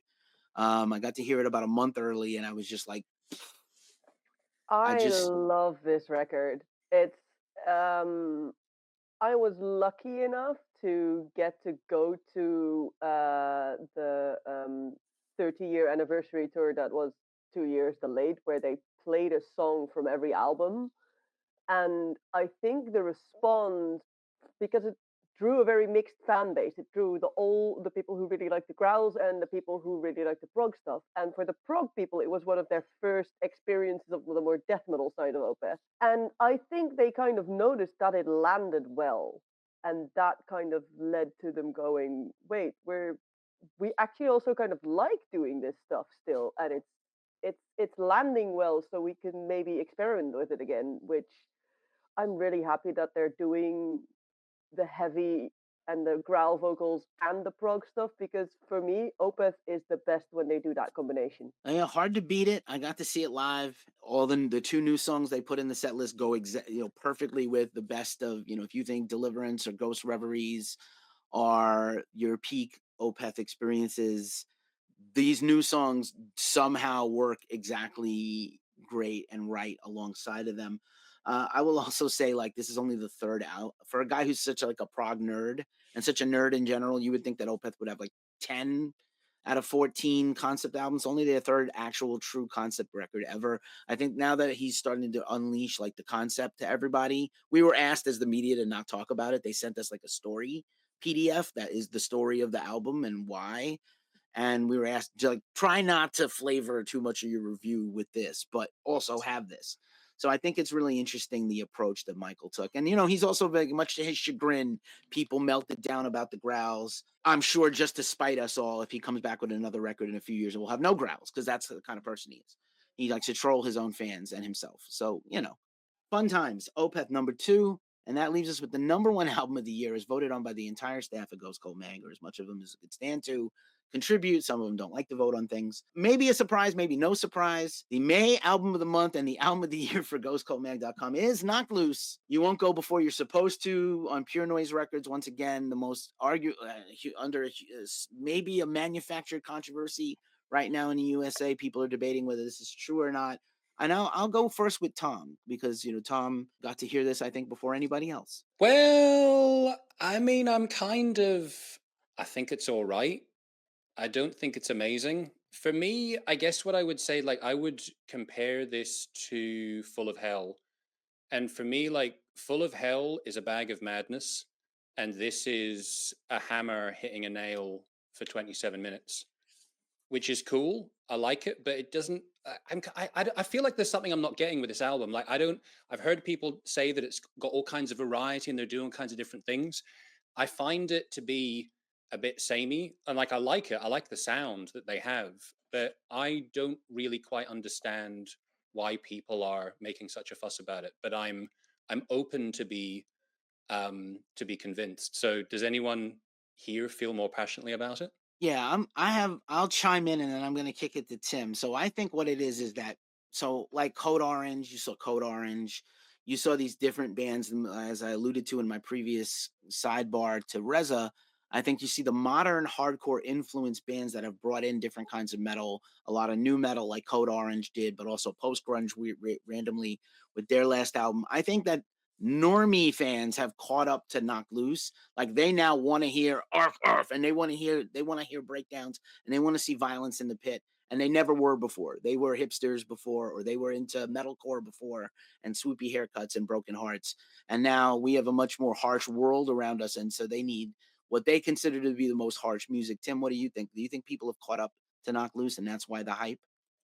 I mean, yeah, I'm one of those examples, honestly. I remember a bunch of friends of mine went to go to the last Warp Tour. I could not. I had a brand new job that I couldn't get time off for, and none of them could shut up about Knocked Loose. And I was like, well, I need to look into them. And Brian's vocals were so fucking off-putting. I was like, I can't do this. And it was just more like, it's the Arf Arf meme band. They're now the what's the name of the band? Chased by a Rapist Through the Woods. What was the band name? They just came back out trying to like repurpose themselves to not be a meme band. But anyways, yeah, this album kind of, after me letting their back discography start to like really grow on me, this one just kind of hit all the notes for me. It's hitting a lot of notes that Code Orange did before they went way too industrial new metal. They're hitting a lot of the notes that like metalcore that I grew up with in the Northeast. So like maybe not to that as melodic, but still kind of like the crushing old Shadows Fall, and some riffage, but not as crazy as the Ken Susi riffage of Unearth. So there's a lot of connections I start kind of piecing together. That, and huge fan of Poppy. So having her on for a track there was really cool to see. And obviously, it's, everyone else agrees. It was on Jimmy Kimmel. It's got a nominated for a Grammy Award. So they're going places. Yeah, I mean, so they spent the whole year opening for Slipknot on their acclaimed tour, throwing it back to '99 and the debut album. They are headlining over Hatebreed, who has been around for 30 years, at their own headline shows. They are getting not quite headline spots at festivals, but high up on the bill at enough popular American festivals that they made everybody notice them. I don't know, it's not an industry plant. I don't like that term anyway, but they're not like, oh, we're gonna make them big. They earned it. I think the vocals are a little off-putting. It's kind of like a screechy, agnostic front, nasally, yelpy vocal. They dress kind of preppy, like they work at Abercrombie and Fitch in the mall, and they want to sell me a sweater at the Gap, but more expensive, and manufactured in a country by small children, exploited by slave labor. But at the same time, they're bringing it hard. They are actually, I think, like, people have caught up to the level of heaviness, and that's what they're craving. And I think that's why this moment has happened. You can also make like the arf arf thing happened over TikTok, not unlike Mary on a Cross for Ghost, that suddenly made people who would have never heard that band hear that band and go to Spotify and check them out. It's definitely helped. We have never, I would tell you, like, we've never had an album of the month vote where like Knock Loose got 90% of the votes of the staff. Has never happened before. Every vote is usually close. And the same thing I think probably happened here. Enough people had them at number 1 or higher, not in I their have to top say, 10. yeah, they were the top number 1 vote and the top number of votes we had from anyone. So yeah, it's just not the people on this call, I guess. So That's fine. That's fine. I think Will made a great comment and a message to me about them. Like, if I'm going to listen to this, I'll just listen to Harm's Way, right? Yeah, I mean, so I prefer Harm's Way, but then they're more like they're darker and more industrial. I like this album, and I think that I was surprised because I knew that this was going to be their big blow up album, and I'm surprised that they didn't like sell out on it. That they didn't have like these like poppy sleep token vocals or something like that. But they stuck to their guns, and I can appreciate that. I mean, I think this what I'm hearing too is like the singer's voice is definitely one dimensional, and it's more of a percussive instrument than you're not going to get any hooks from this guy. But I think that they have a lot of like pummeling grooves that kind of remind me of like Snapcase or like some of those like old Victory Records bands.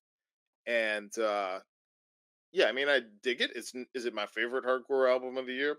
No, but I like appreciate what they're doing, and it's pretty catchy. And I think it kind of hits that niche of like kids that like listen to like what I call MySpace metal, and then like new metal, and kind of meets in between, so you can like appeal to the people that are going, getting sunburned at all the festivals. Right on. I love that you brought up Snapcase. I will also say that I think there was a band that did this kind of style before called Siler. That was more of a deathcore band with a little more with a like hardcore roots, but they were deathcore, and they kind of had a moment, and then they've kind of been gone for a while since the pandemic. But I interviewed those guys, and they were like a lot like this, and I just think people overlook them. And now, so the time has come where a band like this can make it. We'll see what happens with Code Orange. They seem to be on a hiatus now, and there's a lot of bands of this cloth. I think you're going to see a lot of Knock Loose clones in coming years, bands who sort of were on the periphery of this kind of genre, and they're going to dip a toe in and see if they can get that hype and that love. I think that's always a mistake for bands. Be yourself, always be to thine own self, be true, and don't bother. But Knock Loose, a surprising number 1 of the year by a landslide, again, has not happened.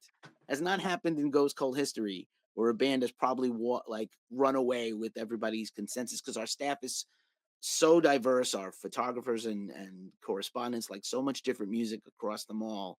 Industrial metal, like things that were not represented in this top 40 or even the top 75. Very little thrash, very few stoner doom albums. Tremendous year for stoner rock and stoner doom, just not in the collective conscious of our writers right now. Some great industrial metal, a lot of great electronica and dark folk and ambient music that came out, none of which placed in here. Many of my picks for the top 20 are not on this list, which is hilarious and great to me. I'm not complaining, but I thank all of you. I want to send a hearty thank you to our writers all over the world who are not represented here, all of you who are represented here. And Steve has privately messaged me that Gojira is actually technically the only bigger band with a more landslide victory than this. But okay, that's fair. Gojira was universally loved. Steve correcting me as always. I count on you for that, my friend. Please catch me when I'm wrong or inaccurate. But yeah, our staff all over the world is wonderful. We're very fortunate to continue. I shout out to Tom becoming the managing editor. Matt Cook is not here as the assistant editor. He's been crucial and great. Jesse Ferreri, other people who are not mentioned here. We mentioned Thomas Thrower, who's amazing and unsung. Gary is not here. It's the first time we've done something like this without Gary in a while.